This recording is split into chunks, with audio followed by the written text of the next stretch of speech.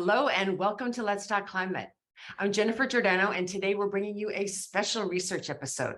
We'll be taking a look at our latest American Climate Perspective survey titled American Voters Support Climate Candidates in 2022 Midterms. I'm joined by Nicole Hill, who co-authored the report along with ecoAmerica Executive Director Megan Spicer. Let's kick off this episode with a few questions. Nicole, midterms are right around the corner. Americans have been voting all summer in the primaries, and now we're just weeks away from November. Can you give us an overview of this survey and explain why ecoAmerica surveyed voters leading up to the election? Hi, Jennifer. And yes, absolutely. This isn't the first time that ecoAmerica has surveyed Americans during elections. We actually conducted a round of surveys back in 2020 during the last presidential election too. And it's really important to see where Americans are at during these times, where they're at specifically with climate change during these times, because climate change wasn't always a voting issue, but it is today, and it's impacting people every day in the United States. It's also a concern for many.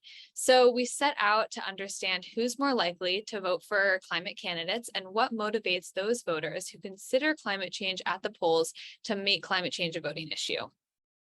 Thank you, Nicole. This is very timely as people are already casting ballots. Please dig into the results. Great. I'm just going to share my slides. Before I begin, I'll provide some details on the survey.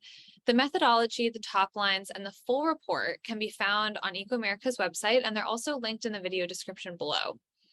This report was fielded on September 7th and September 8th of this year in 2022, and it yielded 1,022 complete adult respondents, and that's from registered voters in the United States. In interpreting the survey results, it's important to note that all sample surveys are subject to possible sampling error, and the margin of error for this sample is plus or minus 3%. So getting into the results, this first graph shows that high majorities plan to cast their ballots this midterm across the board, some of whom probably already have.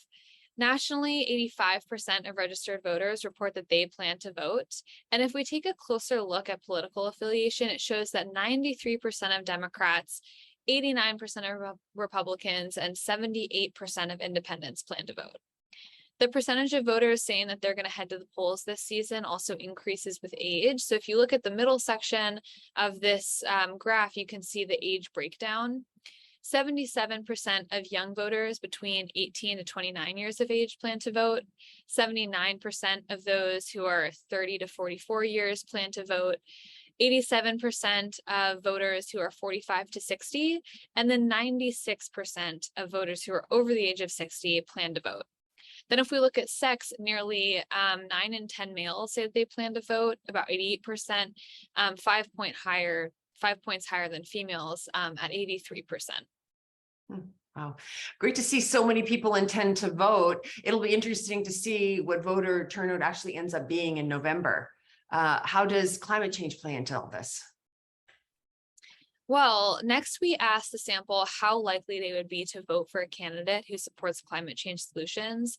And what we found is that the majority of registered voters in the United States support candidates who back climate change solutions. So 73% nationally said that they would be much or somewhat more likely to vote for those candidates. That's 26% who say that they're somewhat more likely, and 47% who say that they're much more likely. A higher majority of Democrats, 94%, said that they would vote for a candidate who supports climate change solutions. That's higher than Republicans and independents. However, nearly half of Republicans, 46%, are saying that they would too. 30% are saying that they'd be somewhat more likely, and 16% are saying that they'd be much more likely. Just about 3/4 of independents agree, 72%. So nearly 3 in 4 voters are actually more likely to back a candidate who supports climate change solution than those who don't. That makes a strong case for candidates, especially Democrats, to step up when it comes to climate change. Exactly. Candidates who do support climate change solutions should be making that clear to voters. So now let's take a look at concern. In the survey, we also asked the sample if they were concerned about climate change. And then we took a look at only the respondents who said that they were concerned, and found that of those, 94% of them are more likely to support candidates who support climate change solutions. That makes sense. I can imagine that voters who are concerned about one issue or another would be more likely to support candidates who take their concerns seriously. Can you tell us about what motivates action? Yeah, and this question in particular gave us quite a bit of insight. We asked the sample of voters in their own words what motivates them to vote with climate change in mind.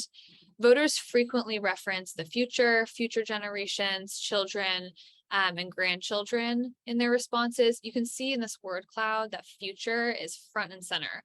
And then you can also see future generations, grandchildren, children, kids. So clearly voters are thinking about younger generations who will inherit the world that we're leaving behind. I'll read out some of the full responses because they provide some context. Responses included, I can't imagine leaving this earth in such a destructive state for my children and their kids to handle, and my children's and other children's lives and future depend on it.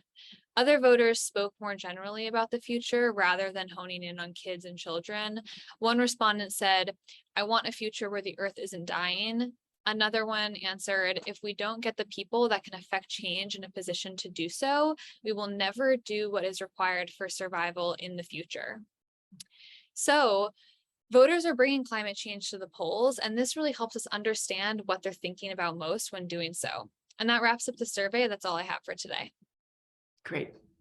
Thank you, Nicole. With this research focused on midterms, it's not too late to encourage everyone listening to help us get out the vote. ecoAmerica provides Get Out the Vote resources, including a social toolkit, which is linked in the video description below. We encourage you to go to ecoAmerica.org to download the full report and social toolkit. Please join us in sharing these findings with your network. Let us know if you have feedback on this episode or ideas about future topics. We're at research@ecoamerica.org. And join us every Thursday for live episodes of Let's Talk Climate. Subscribe and follow @ecoAmerica on social for the latest research and resources on climate action and advocacy. See you soon.